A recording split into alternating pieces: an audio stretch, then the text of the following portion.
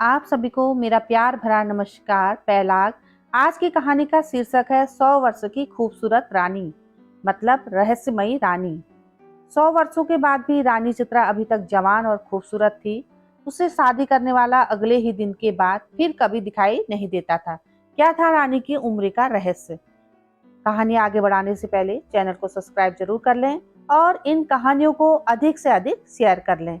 कभी कभी कुछ बातें इंसान की समझ से दूर होती हैं। ऐसी ही बिल्कुल समझ से बाहर थी रानी चित्रा। रानी चित्रा किसी चमत्कार से कम नहीं थी। कारण था रानी की सुंदरता। लोग कहते हैं कि रानी ने उम्र को बंदी बना लिया है। रानी 100 वर्ष की हो गई थी, लेकिन अभी भी 25 वर्ष की भांति जवान और खूबसूरत थी। यह विश्वास से परे था, इसलिए तो लोग इसे चमत्कार कहते थे। रानी एक विशाल साम्राज्य की रानी थी। लोगों का कहना था कि उसे अमरता का वरदान प्राप्त है। समय समय पर कई तरह के कायस रानी के लिए लगाए जाते थे। मानना था कि रानी के पास ऐसी कोई शक्ति है जिसे वो अभी तक युवा अवस्था में ही है। रहस्यमयी होने के कारण रानी का सम्मान और उससे डरना स्वाभाविक था। रानी की आभा देखते ही बनती थी। भरी सभा में जब वो आती थी, तब उसकी सुंदरता को देख लोग आश्चर्य से भर जाते थे। एक विशाल सिंहासन पर वो बैठती थी और स्वर्ण जड़ित वस्त्र पहनती थी। रानी के जूड़े में विशेष गुलाब होते थे। लोगों का मानना था कि वो गुलाब भी नहीं मुरझाते हैं। रानी सुंदर थी और ऊपर से हमेशा जवान रहने वाली रानी। कौन नहीं चाहेगा?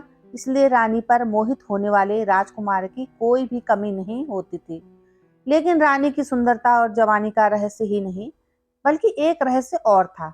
वह यह कि अब तक रानी कई बार विवाह कर चुकी थी, लेकिन रानी के विवाह ज्यादा नहीं टिकते। पहली रात के बाद ही रानी जिससे भी विवाह करती, वो फिर नजर नहीं आता था। एक रहस्य से भरी रानी, और रानी की इतनी रहस्यमयी बातें पता होने के बाद भी रानी के ऊपर मर मिटने वालों की कमी नहीं थी। एक अजीब सम्मोहन था जो सबको उसकी ओर खींचता था।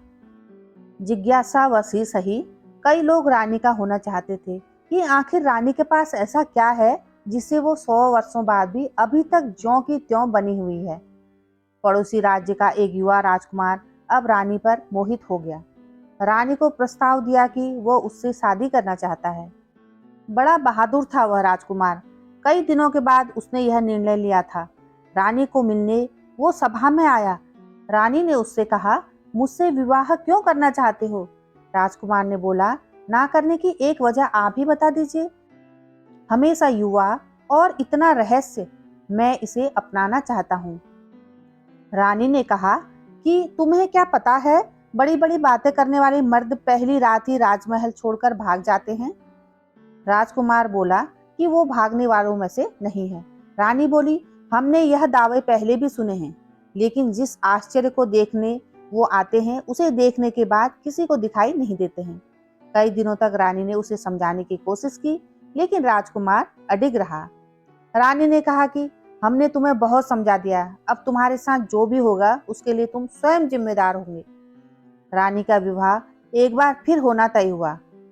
यह विवाह राज्य में फिर से चर्चा का विषय बन गया। सभी लोगों का मानना था कि पिछलों की तरह यह राजकुमार भी एक रात के बाद अदृश्य हो जाएगा। रानी के चेहरे पर एक अभिमान वाली मुस्कान थी। सारे राज्य को सजाया गया और रानी का विवाह उस राजकुमार के साथ संपन्न हुआ। बस अब क्या था, उस रात का समय, जिस रात में कई रहस्य हैं, जिस रात के बाद रानी के कोई राजकुमार फिर दिखाई नहीं देता था। रानी और राजकुमार की सुहाग रात के लिए रानी का कक्ष विशेष रूप से सजाया गया। राजकुमार रानी के कक्ष में आया। उसे कुछ अजीब चीजें नजर आई। उसे कक्ष के भीतर एक पिंजरा दिखाई दिया, जिसका दरवाजा खुला था। रानी बिस्तर पर बैठी थी। राजकुमार पहले से ही सतर्क था। उसे पता था कि रानी के कक्ष में कुछ भी हो सकता है, इसलिए उसे जागे रहना है। रानी ने कहा, क्यों इतने भयभीत क्यों हो? आज हमारी सुहाग रात है। रानी खड़ी होकर राजकुमार के पास आ गई। रानी उसे पिंजड़े के मुंह के पास ले गई। रानी ने अब राजकुमार की आंखों में देखना शुरू किया। राजकुमार रानी की सुंदरता पर मोहित हो गया। उसकी बड़ी बड़ी आंखों में खो गया। राजकुमार ने रानी के बाल खोलना चाहे, उसके जूड़े को हाथ लगाया और उसमें लगे गुलाब के फूलों को निकालना चाहा। रानी डर गई और तुरंत ही राजकुमार का हाथ पकड़ लिया। रानी को डरते देख राजकुमार रुका, फिर सोचा हो न हो इसमें ही कुछ राज है। उसे पता चल गया था कि इन फूलों में कुछ रहस्य है। रानी के मना करने पर वो उस समय रुक गया, लेकिन उसके मन में यही था कि अब उसे इन फूलों को निकालना है। राजकुमार ने रानी को थोड़ी देर सहलाया, फिर एकदम से उसके गुलाब को जूड़े से निकाल दिया। रानी जोर से चिल्लाई, कहा था ना उसे मत छूना। एक गुलाब निकलते ही रानी कुछ वर्ष अधिक आयु की हो गई। रानी अब गुस्से से लाल हो गई। राजकुमार बोला, अच्छा तो यह है तुम्हारी आयु का रहस्य। अभी एक गुलाब निकला है, अगर पूरे गुलाब को निकाल दिया जाए तो तुम पूरी बूढ़ी हो जाओगी। राजकुमार बोला, मैं तुम्हारा पति हूँ, मुझे अभी भी तुम बता सकती हो आखिर यह गुलाब क्या है और तुम्हें कहाँ से प्राप्त हुए हैं। रानी डरी और राजकुमार के पास आई, बोली, अगर तुम मुझे यह गुलाब दे दो तो मैं तुम्हें सब कुछ सच बता दूंगी।